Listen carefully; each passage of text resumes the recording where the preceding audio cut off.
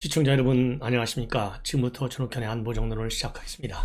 이제 내일부터요 윤석열 대통령이 이제 휴가를 마치고 정상적으로 직무에 복귀합니다. 그러다 보니까 지금 모든 언론에서 과연 이 지지율이 바닥으로 떨어지고 있는데 어떤 대책을 내놓을 것인지 많은 추측보들이 나오고 있어요. 그래서 이 내용을 여러분께 정리해서 말씀을 드리고, 그 다음에는 윤석열 정부의 사정의 특징이 과거 정부와는 상당히 다르다. 과거와 현재뿐만 아니라 미래 권력까지 겨누는 매우 특이한 사정을 하고 있다. 이러한 또 이 분석 기사가 나오고 있어요. 그리고 근데 또 마지막으로 중요한 것 중에 하나는 과연 이준석이가 지금 전면전 대응을 선언하고 나왔는데, 그 전면전 대응이라고 하는 것이 이제 결국 가처분 신청하는 거지 않습니까? 이것이 법원에서 받아들여질 것이냐 아닐 것이냐, 이 전문가들의 견해가 나오고 있어요. 특정 언론에서 집중적으로 또 보도를 하고 있는데, 여기에 더해서 말이죠, 지금 우리 국민의힘 내부에도 이 법률가들이 얼마나 많아요.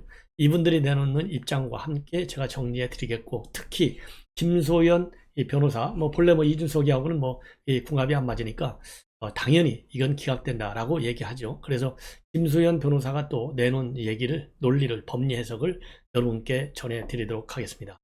자, 그리고요, 지금 이제 비대위가 이제 구성이 됐는데, 돼가는데, 이 비대위를 과연 어느 기간 동안 어떤 형태로 운영할 것이냐를 두고 아직도 논란이 좀 있어요. 그래서 비대위 구성과 관련된 내부, 당내 분위기도 함께 여러분들께 짚어드리도록 하겠습니다. 자, 먼저 윤석열 대통령이 이제 휴가에서 이제 내일 돌아오는데요. 과연 이제 도어 스태핑서부터 시작하잖아요.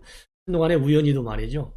이 내부 총질이라는 문자가 딱 폭로가 된 이후에 우연히도 왜냐하면 그날 현대 울산 정조 대왕 함 진수식이 있었지 않습니까?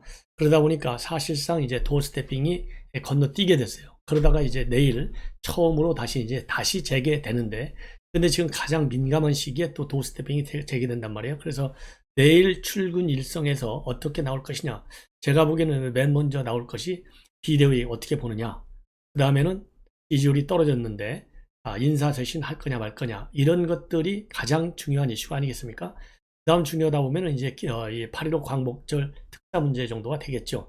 자, 그래서 내일 도어 스태핑이 우선 주목이 되고요. 그 다음에 이제 전반적으로 보면 한 5가지 정도로 예측이 됩니다. 이런저런 언론에서 많이 얘기하고 분석을 하고 있고요. 그 중에서도 좀 뉴스원에서 집중적으로 많이 보도를 하고 있어요. 휴가 끝낸 이후 지지율 반등 최근해서 인적 개편과 사면 카드 민생 행보 이런데 고심을 하고 있다, 이렇게 나오고 있는데요. 여기에 더해서 제가 한 2가지를 반등책으로 검토할 수 있는 안, 나름대로 한번 분석을 해볼게요. 저도 정부직에만 30여 년간 있었기 때문에 대충 정부적인 감각이, 제가 현직에는 아니지만은 여기 감이 들지 않습니까? 그래서 한 2~3가지 더 추가적으로 말씀을 드리면, 우선요, 이렇게 반등책을 고심하지 않을 수 없는 이유 중에 하나가 지금 이제 현재요, 그러니까 24%에서 긍정이 24%밖에 안 돼요. 그리고 부정이 무려 얼마냐? 66이에요. 두 편차가 여러분들에게 상식적으로 생각해 보십시오. 42%예요. 문재인 때 말이죠. 문재인 대통령 선거 때, 이때 최고 많이 편차나는 게 30% 바로 밑에까지는 올라갔어요. 그리고 대부분이 15%에서 20% 사이를 왔다 갔다 했는데, 이게 말이지 지금 석 달도 안 됐는데요, 이 42%나 차이 난다. 이거는 상상을 초월하는 거예요. 근데 지금 제가 언론 보도들을 쭉 다 살펴보니까 문제는 뭐냐? 지금 현재 여권 내부에서는 이게 바닥이 아닐 수가 있다, 여기에 우려가 크다는 거예요. 그래서 이렇게 바닥이 아닐 수가 있기 때문에 윤석열 대통령이 휴가 끝난 다음에 뭔가를 내놔야 된다는 거예요. 그래서 뭔가를 내놓는데, 뭔가가 뭐냐? 그게 뭐냐? 여기에 대해서는요, 바로 인사쇄신 카드밖에 없다. 이게 제일 큰데. 근데 문제는 뭐냐? 윤석열 대통령이 인사 한 번 쓴 사람은 그렇게 안 바꾼다는 거예요. 이건 문재인 대통령도 비슷하잖아요. 그러다 인사 망하는 거예요. 이제는 개인의 어떤 성향도 물론 중요하겠죠. 왜냐하면 특히 인사권은 대통령이 절대적 권한이니까. 그렇지만은 개인의 성향보다는 이제는 민심의 흐름을 맞춰서 개인의 성향을 탄력적으로 융통성 있게 바꿔나갈 줄 아는 게 진정한 지휘자다, 저는 그렇게 생각합니다. 예. 그래서 개인의 성향도 중요하지만 나라를 살려야 될 거 아니에요. 나라를 살리려면 우선 윤석열 대통령과 정당 지지율이 치고 올라가야 돼요. 왜? 나라를 살리는데 국민들이 동의하지 않는 나라 살리는 재주가 있습니까? 민주국가에서 없잖아요. 그래서 인사 카드는요, 최소한도의 상징적 차원에서만이라도 이루어져야 되지 않겠느냐. 참고적으로요, MB 때도 고소영 강부자 내각 이렇게 비판을 많이 받았잖아요. 그래서 취임 초에 지지율이 21%까지 떨어졌어요. 이게 2008년도 2분기에 이 갤럽 여론조사 기준입니다. 21%까지 떨어지다 보니까 그 당시에 뭘 했느냐, 이제 하나의 치유책이죠. 특별 기자회견을 해가지고 대국민 사과도 하고, 그 다음에 청와대 비서진하고 내각 개편을 단행했어요. 그리고 박근혜 전 대통령도 취임 직후에 인사 논란으로 지지율이 떨어지니까 뭘 했냐, 여름 휴가를 끝낸 다음에요, 비서실장도 허태요. 그 다음에 청와대 수석 4명을 교체했어요. 이런 극단적 조치를 취하지 않고서는 안 된다, 이렇게 전직 대통령들, 또 우연히도 이분들은 다 우리 보수당 당 대통령들이잖아요. 이분들도 뭐 MB나 박근혜 대통령 자기 한번 좋아하는 사람, 그래서 매 정권마다 문제가 뭐냐, 회전문 인사가 나오는 거예요. 왜냐, 안 써본 사람 안 쓰려고 해, 불안하니까. 믿는 사람을 쓰다 보니까 사고가 나. 사고가 났는데도 또 안 받고, 이게 악순환인 거예요. 이러다가 정권 내놓는 거예요. 문재인 대통령이 왜 정권 내놨습니까? 잘못된 정책 때문에도 내놨지만은 인사 실패가 제일 커요. 32명, 3명을 갖다가 무조건하고 내가 믿는 사람이야, 시비하지 마라, 국회가 뭐하라로 밀어붙였잖아요. 잘못된 인사, 아니 정책이 하늘에서 떨어집니까? 하늘에서 떨어지는 게 정책이 아니잖아요. 사람의 머리로 만들어야 되는데 정책을 만드는 머리가 대통령과의 개인적인 친분이 우선시되는, 능력이 우선시되지 않는, 이렇게 되다 보니까 실패한 거예요. 그래서 정책으로 신임을, 이제 제가 보는 정책으로 승부를 걸어야 되는데 그 뇌를 가진 사람들 갖다 놔봐야 정책이 달라지냐 이거예요. 안 된다, 아니 되옵니다 라고 밖에는 볼 수 없는, 그래서 최소한도의 인적 개편은 불가피하지 않나, 이런 생각이 들고요. 그리고 그 다음에는 또 이제 뭐냐, 사면 카드가 있다는 거예요. 지금 8.15 광복절 때문에. 당연히 여기서는 이제 고민이 뭐냐, MB하고 그 다음에는 김경수를 어떻게 할 것이냐. 근데 지금 보도를 보면요, MB도 김경수도 좀 어려운 게 아니냐, 이런 보도가 나오고 있고요. 저는 이제 국정원 이제 30여 년간 이러다 하다 보니까 정말 이병우 원장, 이미 두 분은 이제 나왔잖아요. 이병우 원장 사면 문제도 지금 보도를 보면 안 한다, 이렇게 돼 있어요. 이거 해야 됩니다. 윤석열 대통령의 출범 이유가 여러 가지가 있지만은요, 전직 국정원장들 30명씩이나 정치 보복적 차원에서 감옥에다가 갖다 가뒀잖아요. 그거를 풀어놔야죠. 네. 그리고 국정원장뿐만 아니라 국정원장 딱 들어가는 바람에 억울하게 옥살이를 한 간부들이 수십 명이 돼요. 40명, 40, 50명이 되는데 이분들에 대한 사면도 적극적으로 검토할 필요가 있어요. 평생을 국가 안보를 위해서, 국민을 위해서 일해왔는데 정치적인 재단으로 심판을 받아가지고 옥살이란 거, 이제 사면을 시켜야 되지 않겠습니까? 이런 생각이 들어요. 네.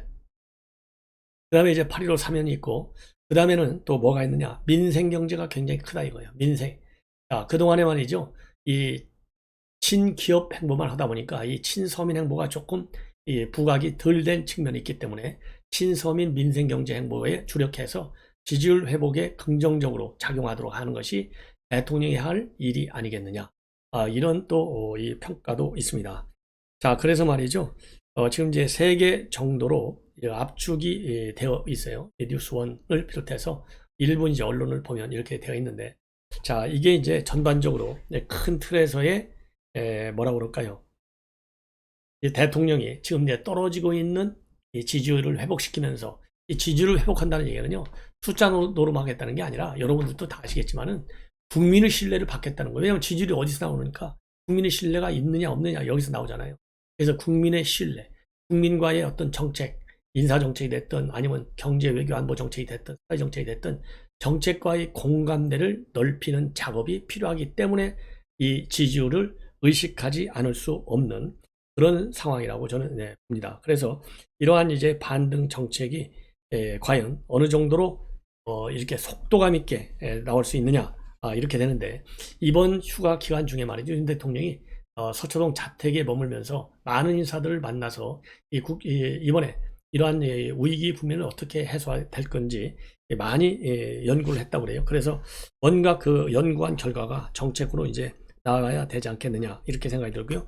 제가 이 3가지 항목에 2개 정도만 더 추가시킨다고 한다면, 이 규제개혁이라는 것이 말이죠, 어제 오늘이라는 얘기가 아니에요. 규제개혁을 나름대로 상당히 강도 있게 추진한 대통령이 MB 대통령인데, MB 대통령도 실패했어요. 왜? 각 부처는요, 각 부처 자체의 이해관계가 있어요. 부처가 지켜야 할 이익. 그건 어디하고 연계되어 있느냐? 산하 공기업들이 많잖아요. 그리고 산하 시민단체들이 또 많잖아요. 여기하고 다 연계되어 있어요. 그래서 이게 행정부 조직 하나 가지고서 규제 개혁을 하기가 어렵더라고요. 제가 보니까. 그래서 시민단체와의 공조가 굉장히 중요해요. 그래서 여론이 또 이 부분도 중요해요. 그래서 윤석열 대통령도 규제 개혁하겠다. 역대 어느 대통령들 규제 개혁 안 하겠다고 한 사람이 단 한 명도 없는데 5년 후 지나고 나면 된 게 없어요. 된 게. 벌써 MB 대통령이 2012년도에 관뒀으니까 10년 됐는데 아직도 규제 개혁 하지 않습니까? 중대재해법 이것도 물론 이제 규제 넓은 의미의 규제죠. 예. 그렇지만 중대재해와 관련된 이 기업인들 사측 처벌하는 문제 이것도 지나친 규제라고 볼 수 있어요. 이런 것처럼 규제 개혁도 윤석열 정부가 왜냐하면 윤석열 정부의 특징은 어떤 문재인 정권과 다르게 어떤 사회주의적 요소를 통해서 경제를 회복시키는 게 아니라 이 민간 시장의 말하자면 힘 그러니까 민간 기업의 힘을 불어넣어 가지고 경제를 회생시키겠다는 거죠. 그런데 민간 기업과 민간 이 시장 민간 기업의 민간 주도의 경제 회복 정책을 취하고 있는데 민간을 누르는 관의 규제가 풀리지 않고서는 민간 기업들이 살아날 수 있겠습니까? 제대로 기업 활동할 수 있겠습니까? 그래서 규제 개혁도 병행해야 되는 이런 대대적 조치를 좀 취해야 되겠고 그 다음에 또 하나는요. 내주가 8월 15일이잖아요. 광복절 메시지가 굉장히 중요하다. 이 광복절의 역사적인 의미를 보면 당연히 국내 정치적인 측면도 물론 있지만은 대외적인 측면이 많아요. 더군다나 이번에 이제 펠로시 의장이 다녀가면서 또 논란이 되고 있거든요. 외교안보 정책, 대중 정책과 관련해서 이런 거를 감안할 때 그리고 이제 대북 문제도 마찬가지.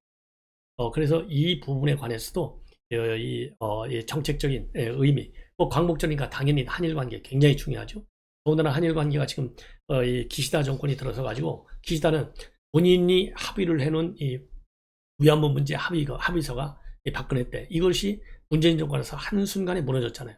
근데 지금 지지율이 빠져져 있는 국민의 신뢰도가 낮은 윤석열 정부하고 과연 한일 관계를 이렇게 개선하자 무슨 합의를 할 여건이 되냐 이거예요. 이런 문제가 지금 제기되고 있어요. 그래서 광복절 메시지도 굉장히 중요한 게 아니냐 이런 두 가지를 제가 경험적으로 이 8.15를 공직에서 한 30년 있다 보니까 느껴지는 게 이 두 가지도 빼놓을 수 없는 거고 이 규제 개혁이라고 하는 것은 일순간에 대통령의 다른 지시 명령 갖고 안 돼요. 대통령이 계속적으로 챙기고 반드시 예하 행정부처에서 관련 부처에서 이 규제 개혁 이 이행도 그 지수라도 만들어 가지고 뭐 분기별로 아니면은 뭐 6개월에 이 전반기 후반기 나눠서 보고하도록 그래서 총리가 대통령실에서 어떻게 하나 책임이겠어요. 대통령이 한 말씀 하시면 대통령실에서 직접 챙길 게 있고 총리실에서 직접 챙길 게 있죠. 그래서 규제 같은 거는 지속적이고 일관성 있게 해야 되기 때문에 총리실에서 적극적으로 챙기는 게 필요하지 않나. 아니, 더군다나 한덕수 총리 왜 갖다 놨어요? 경제 살려고 갖다 놨잖아요. 전궁이 경제예요. 그럼 규제 개혁할 때는 대부분이 다 경제하고 연결돼 있어요. 그래서 이 부분은 그리고 책임 총리제 얘기했잖아요.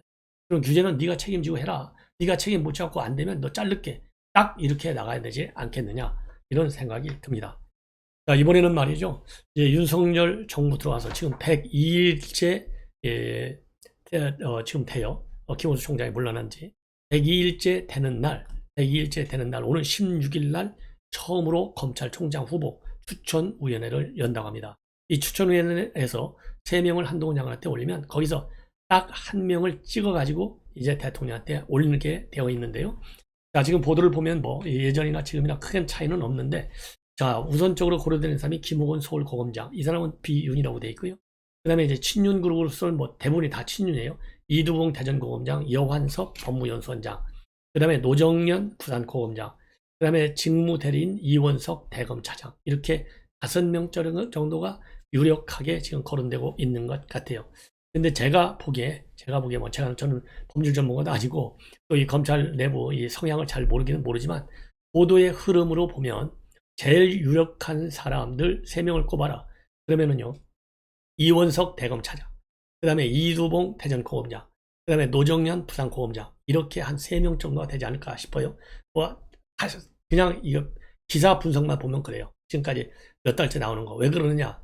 우선 이원석 대검차장은요, 이 기수로 보면은 한동훈 장관하고 동기예요.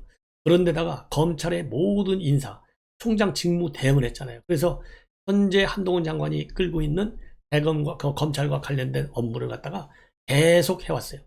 그래서 일관성이 있어, 연속성이 있어요. 예. 그리고 조용해, 사람이 보니까 나서질 않아요, 별로. 잡음을 일으킬 이유가 없어요. 더군다나 지금 이제 검찰총장이 되면 이건 식물총장이다, 영향가 없다, 이런 야권의 비판이 많지 않습니까?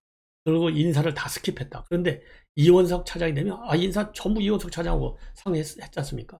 그렇기 때문에 야권의 비판 소지를 없애는데 이원석 대검차장이 제일 유리한 게 아니냐. 그런 측면에서는. 그 다음에 이제 또 이 윤 대통령과의 특수한 관계로 본다면, 그리고 여성 검사의 상징성으로 본다면, 왜냐하면 현 정권 들어와서 여성이 작다, 강요직에. 이러다가 지난번에 교육부 장관하고 복지부 장관 여성 둘 했다가 지금 난리 난 거 아니겠어요? 한 사람 김승희 장관 후보자는 날라갔고, 그 다음에 박순애 이 사람은 지금 날라가기 직전까지 와 있지 않습니까? 거의 초등학교 학생 취학 연령 가지고 함부로 했다가, 그런 것처럼 여성에 대한 이 쿼터를 채우겠다고 했다가 실패했어요.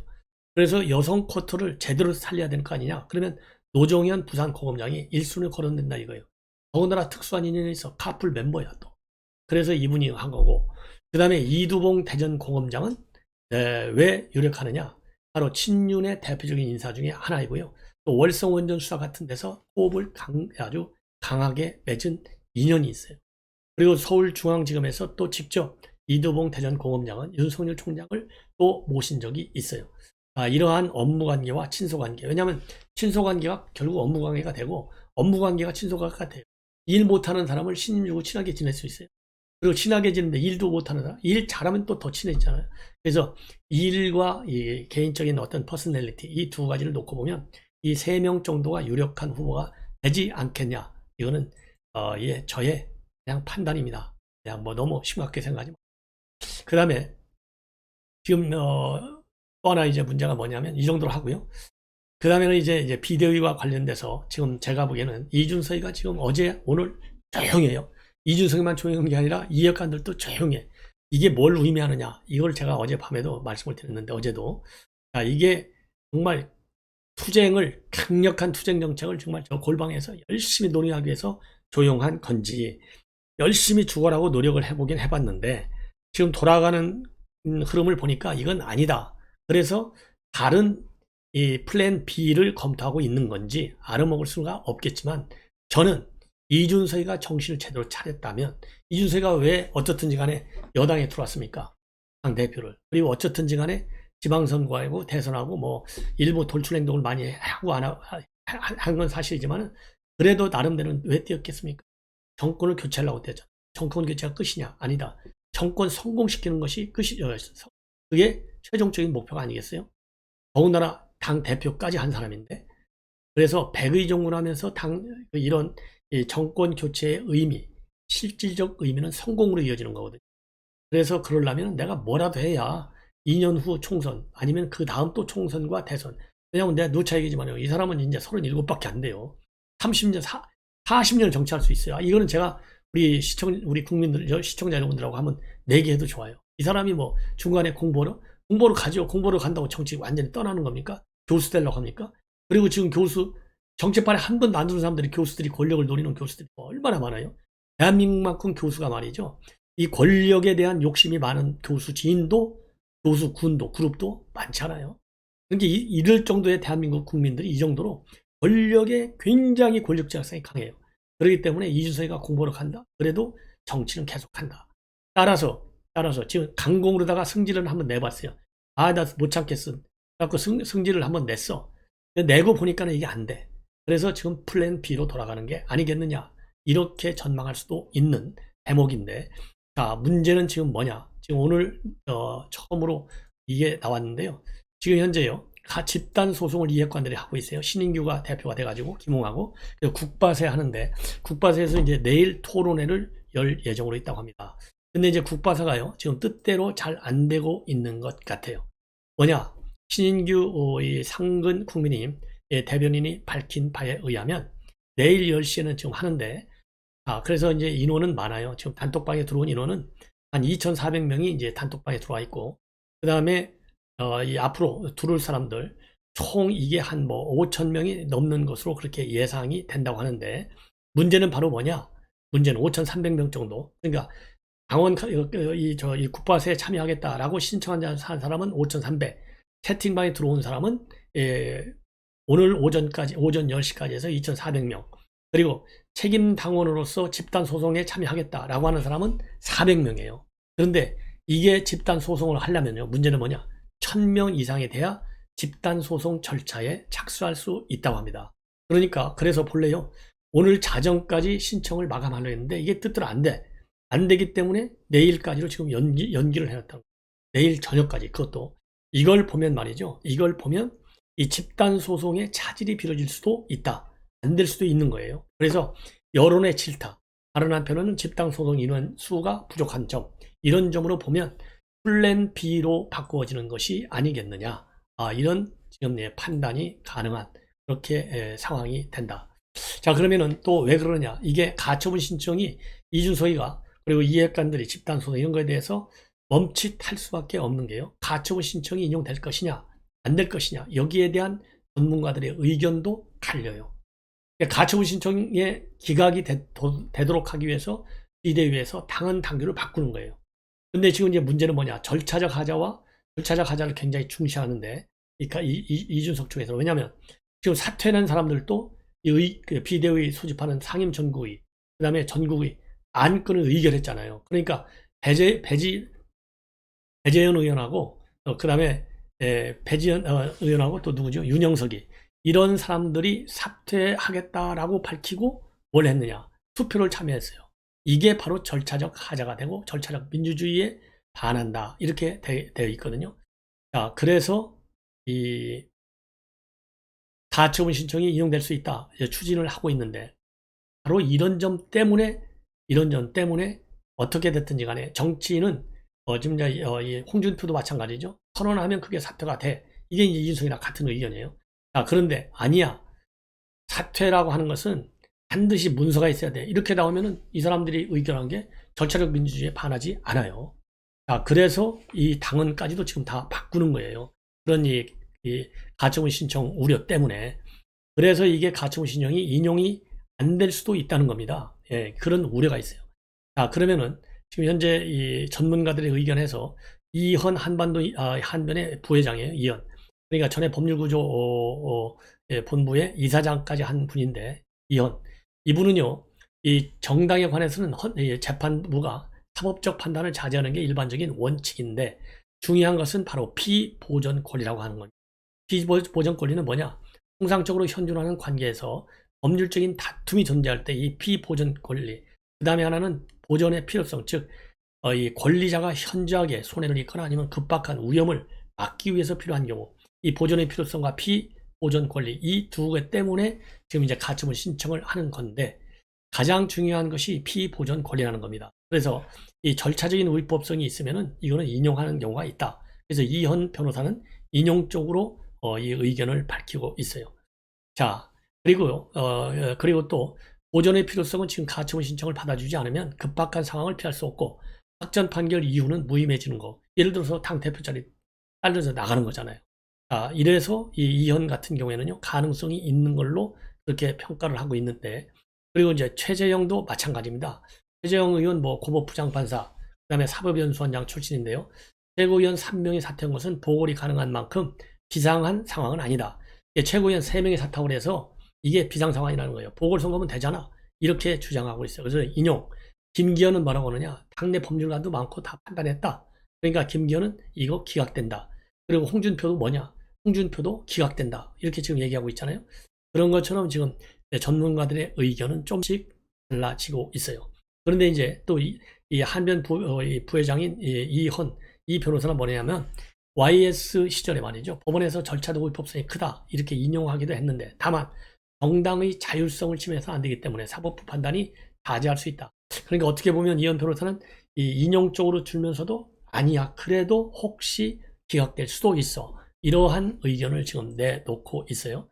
근데 이제 김소연 변호사는 물론 이제 김소연 변호사는 기본적으로 말이죠. 정무적인 판단이 NT 이준석이라는 것을 또 참고해서 보실 필요가 있어요. 뭐냐면 본인이 조국에 대해서 집단 소송을 제기했는데 그래서 지금 현재 재판이 진행되고 있대요. 근데 변호사 비용 전부를 부담해 줘야 되기 때문에 본인 돈도 보태서 지금 하고 있다는 겁니다. 자, 그런데 이 이해가들한테 뭘 얘기하고 있느냐? 리정지 소송에 뭣도 모르고 돈 못내는 펜코당 친구들이요. 그 돈이면 PC방 몇 시간인지 잘 생각해보고 판단하라. 이래서 이거는 각하를 면하기 힘들다. 예.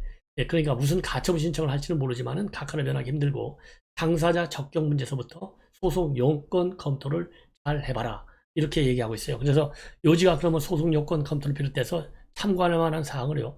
7가지나 지적을 하고 있습니다. 자, 첫 번째가 어떤 가처분을 하겠다는 건지, 두 번째, 당사자 적격 등 소송 요건이 뭔지, 세 번째, 22,000원은 어느 법무법인에 지급되는지, 신인규 변호사 쪽인지 아닌지, 네 번째, 정치자금법 위반 또는 기부문법 모집 및 사용에 관한 법률 위반으로 나중에 피의자 조사 받을 가능성은 없는지. 왜냐하면 22,000원씩 인지대 내라고 했잖아요. 이거 얘기하는 거예요. 이제 신인규 쪽에서 국밥 할 때. 그 다음에 인지대 송달료가 얼마 안 드는데 모금한 돈의 용처는 어떻게 쓸 예정인지. 여섯 번째, 상대방 측에서 당사자 문제를 지적할 경우에 소송 우임 여부 확인을 위해 인감증명서나 신분증 계약서 등을 확인할 수 있다는 것도 참고하라. 그리고 해소 가능성 여부. 무조건 이긴다. 이런 말은 녹음해 두시길 바랍니다. 그래서 무조건 이긴다 하면 이건 허위사실이니까 나중에 해소했을 때 손해배상 청구하는 얘기예요. 이런 거에 대해서 담당 변호사에게 명확하게 물어봐야 합니다. 이런 지금 입장문을 내놨어요. 그리고 뭘 링크를 걸어놨냐면 김인규가 올린 국바세 토론 토의방 진행상황, 공지사항 여기 내용을 올려놨는데 여기 보면 현재 진행사항이 구글 폼 신청인원은 아까 말씀드린 5,300명, 채티방 참여자 수는 2,400명, 집단 소동인단 수는 400여 명, 주변에 동료 부탁드립니다 했는데요. 동료 이거 우리 한국 사람들 약어요. 함부로 동료라고 들어가지 않아요. 자, 그리고요. 소송과 관련하여 자택으로 관련 서류가 전송될 수 있다는 우려는 하지 않으셔도 됩니다. 이렇게 얘기했어요. 자, 그래서 이제는 이 비대위 문제를 가지고 상당히 당권 경쟁도 이제 본격화되는 판국인데 과연 정면 대응 입장을 밝혔지만은 이준석 정면 대응 입장을 밝혔지만은 이대로 실제로 집행에 들어갈 것이냐 안 들어갈 것이냐 여기에 대해서는 논란의 여지가 상당하다. 이런 지금 이제 판단이 듭니다. 그렇게 이렇게 해서요. 우선적으로 이준석과 관련된 법적 투쟁 문제에 관한 전문가들의 의견 여러분께 말씀을 드렸습니다. 그리고요. 바로 이어서 이제 이재명과 관련된 야권 동향 중점적으로 또 보도를 해드리도록 하겠습니다. 시청자 여러분들의 많은 시청 최근에 제 방송을 많이 시청해 주셔서 고맙다는 말씀을 드리고 빠르고 정확하게 지나치게 편파적이지 않은 그야말로 우리 여권을 뭐라고 그럴까요? 이렇게 좀 챙기는 보도가 됐던 야권을 비판하는 보도가 됐던 국민의 눈높이에서 상식에 맞게 공정하게 보도를 해드리도록 노력을 하겠습니다. 시청자 여러분들의 많은 시청 거듭 부탁 감사합니다.